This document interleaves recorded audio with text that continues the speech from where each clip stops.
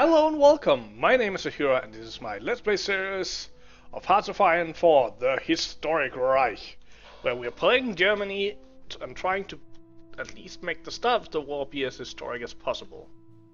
So the last time we barely just set it up and we are on our way to remilitarizing the Rhineland, so let's get on with that. And there's one thing I want to do, because the cavalry, as you can see, are very small, only 8 combat width and so forth. So I'm actually just gonna turn this into a infantry division, and means it needs some training, which means that we are gonna make a new group here that will be garrisoned here around Berlin. And I don't know if it's necessary to put a general in start, but I'm just gonna do it anyway, or a field marshal actually. And then I'm gonna send them to training so that I can get every new recruit I make trained up to veteran status, or like veteran regular status. And then I'm gonna tell all. Oh, I need to change to German theater first. Tell everyone to join that army group, or army, once they are done, so that they'll train up.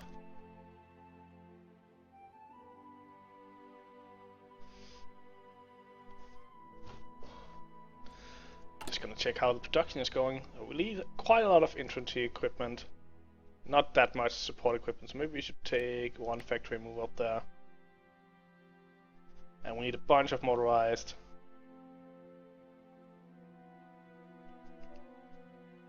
And we are of course producing way more fighters than we need right now, but we are definitely gonna need them later on. And we just finished our... was it a battleship or heavy cruiser or something? Let's check our research. I think we have light cruisers. We don't have new battleships researched. I don't want to be producing any of those. So let's produce a couple light cruisers until we can research that. So we choose light cruiser and put 2 on that and put it in the Kriegsmarine. And then we just let it go on unlimited until I'm actually gonna do this with all of these. Might as well turn them unlimited, because we want to be producing lots of destroyers and lots of submarines. Destroyers are very valuable screen ships, and if you don't know what that means, it's small ships that you put in the way of your big ships. So your big ships can lie and use their long-range cannons against the enemy fleet, and if they try to torpedo them, well then the destroyers, who are less important and smaller, get in the way instead. So that's kind of... I don't imagine it would be a fun job being a screen ship, but that's how it kind of how they worked. And then of course also destroyers were much better at finding submarines and destroying them with depth charges and so on and so forth. Like a battleship wasn't really a match for a submarine, because the submarine could attack at high speed and torpedo it, so it needed screen ships to protect it.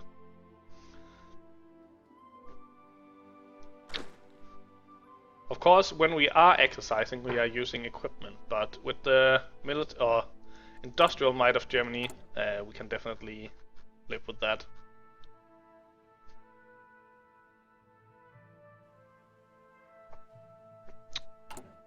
So, how are we faring? Getting almost done with remilitarizing the Rhineland. The remilitarization of the Rhineland. Germany has stationed troops in the Rhineland territory, close to the French border, in clear violation of the Treaty of Versailles. The local population cheered the German soldiers on, while the diplomatic reaction from France and Britain have so far been muted. It is no more than Germans walking into their own backyard, a political commentator at Britain observed.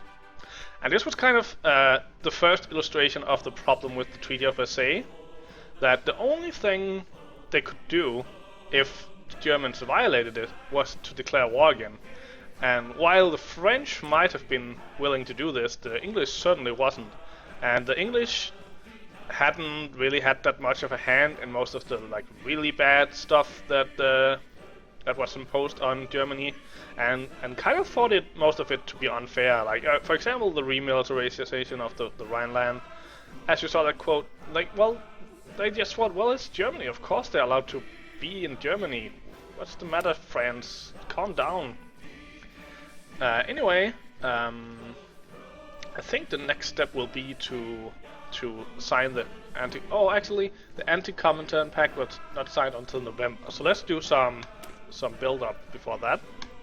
Let's get some Reich Autobahn, get some more infrastructure, and we have the ability to do our first modifier government because we got some political power from this.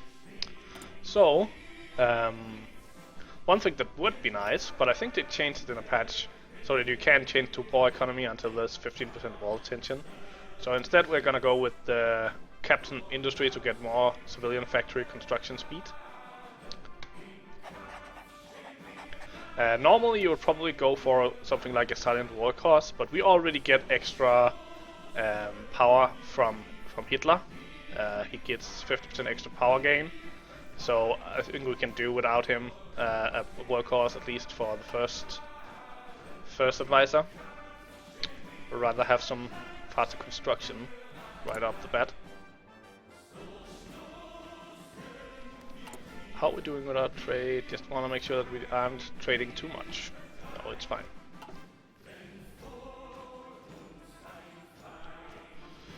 And how is his training going? Still a ways to go. And we can modify our government again. And now I think we just take... So we have two silent workhorses. There's Rudolf Hess and there's Martin Bormann. The thing you want to be aware of is that in real life, Rudolf Hess jumped into into England after the attack on France and tried to offer a peace, which spectacularly failed. So if you want to keep your silent workhorse, you might want to choose Martin Bormann.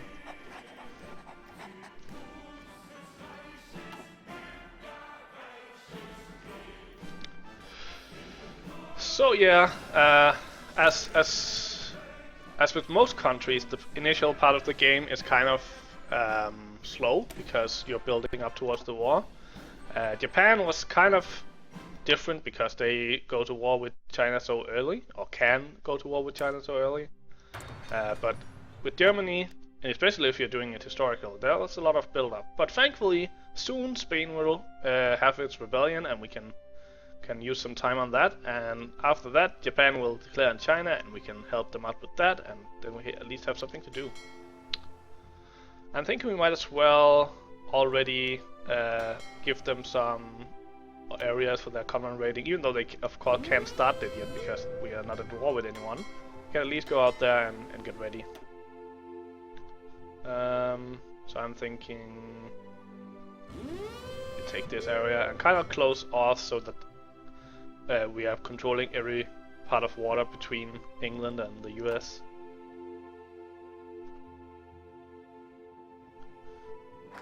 And we just got the Reich Autobahn. Since its inception in 1933, the Autobahn project has been a glorious success. The construction efforts have reduced unemployment, and the wide roads stand as a monument to Germany's economic recovery. Much work remains to be done, however. So this was how Germany got its economy back on track.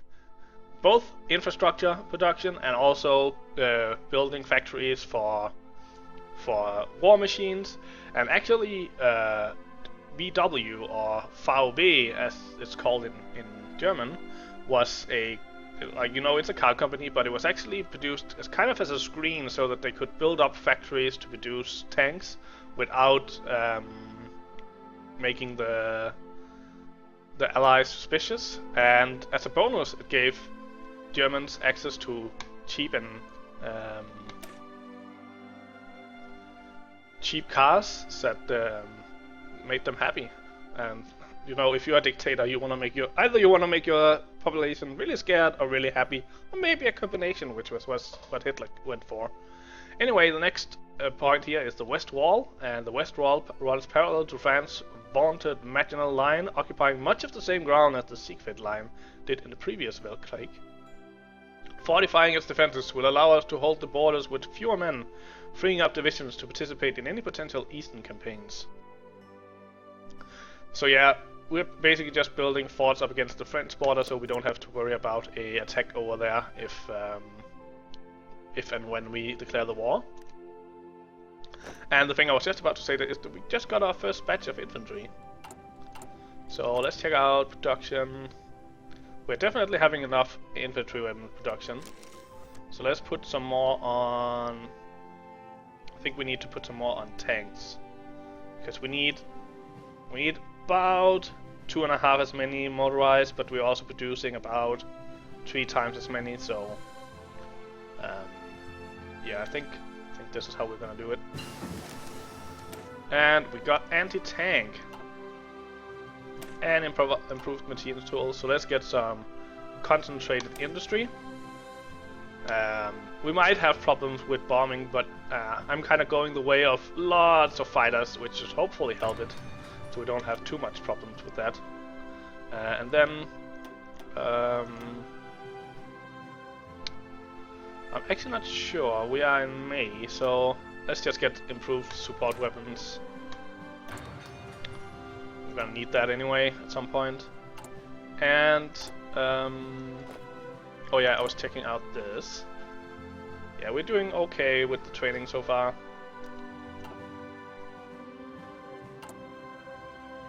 Kind of want to crank up production even more, but I do want to start producing some towed anti-tank.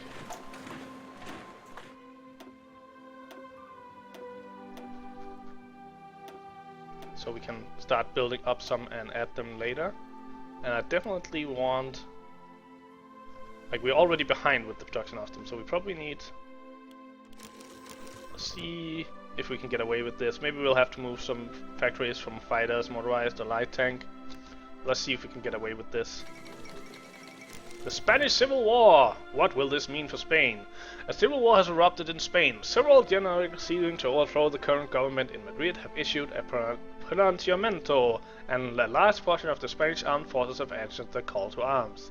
This right-wing national faction has occupied much of Spain, including the overseas territories. Loyal forces and volunteers have assembled under the left-wing Republican government, determined to resist the putsch to their last breaths. The battle for Spain has begun. So I like that they are saying right-wing nationalist and not fascist, because the Spanish Civil War wasn't actually between fascist and communist. It was just very right-wing conservatives. But to Hitler it kind of made the same difference, because they were fighting communism. So that was the most important thing. Anyway, we need some tungsten for producing all of these anti-tank, and let's go the historical route and trade with Sweden. And then of course we're gonna send some volunteers to Spain, and I am gonna send Erwin Rommel. And we can modify our government again. So I don't think there's we have the war industrialist, but we are not building any military factories yet, so let's just add a industrial concern. So we can either go for industrial research and synthetic, we can go for industrial, or we can go for electronics. I'm actually not sure what we have most of. So electronics would be all of this, whereas industry will be all of this. Let's go with Siemens. It's a nice German company, and we'll have an easier time of getting all the decryption and so on and so forth. And we need the tungsten, but we're getting that now. Okay, and it will take a little bit of time before he gets there. The good Rommel, so let's just run on full speed until then. Soon done with construction as well. And they arrive, so let's go about to speed 3. And Rommel down here. Let's go for Barcelona first. Set up a front here. That was maybe a little bit too big. And let's go straight for Barcelona. That was a small front. Let me sip some coffee while they're moving.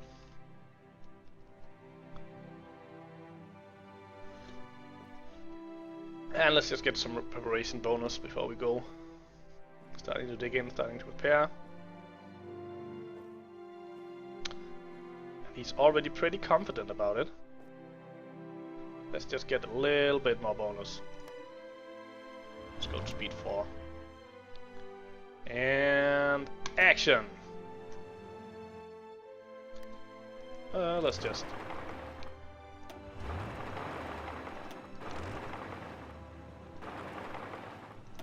I'll have you on aggressive.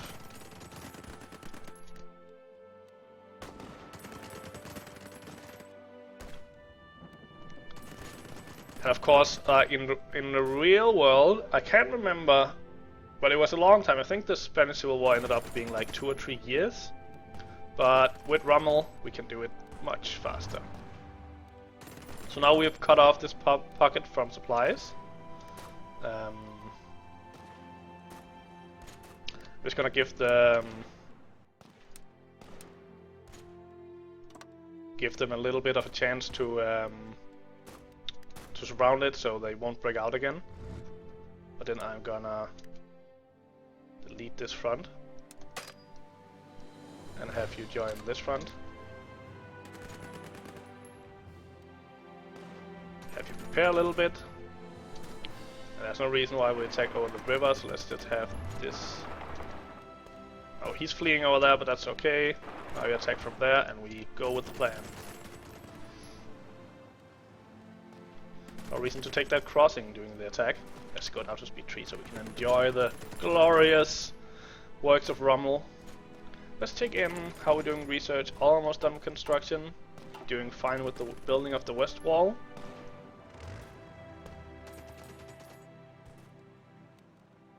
And soon we will take Valencia.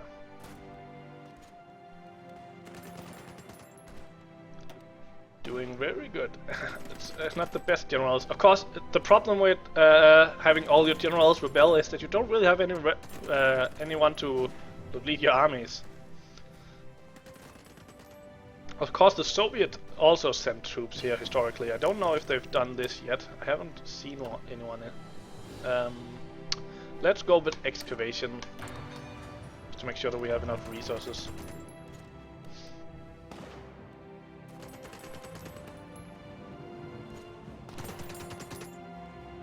And now we're taking Valencia. Should go pretty easy. Again, we also have air superiority, which is nice. Good. So, let's just take a front here. And then we're gonna go this way in and go for Madrid.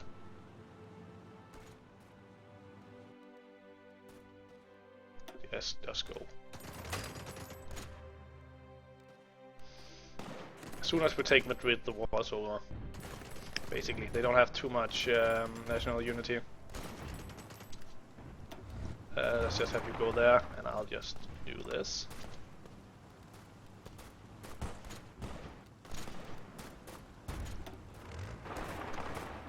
Just go for Madrid. You can help them. Oh! Well then hold that and go over the river and help. Get this war over with.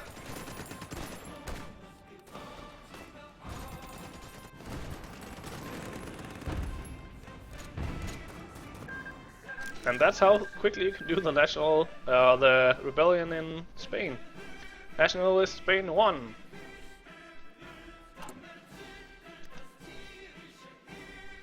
Very nice.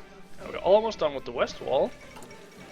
The end of the Spanish Civil War. With the surrender of the last Republican stronghold, the Spanish Civil War has come to an end. The Nationals stand victorious, and a new era has begun for Spain. The war-torn country has suffered greatly in the fighting, and there is much rebuilding to be done. So, the first win over communism. Great, great stuff. And we finished the West Wall, so let's continue with some... we are in July 1st, we continue with some industrial efforts. And at the same time, it is time that I end this video, so hope you enjoyed it. If you did, consider hitting the like button and subscribing. If there's anything you want to ask me or have any comments on anything I'm doing, please leave a comment. And hope to see you in the next video where we'll be continuing with the build-up for the war. Bye bye!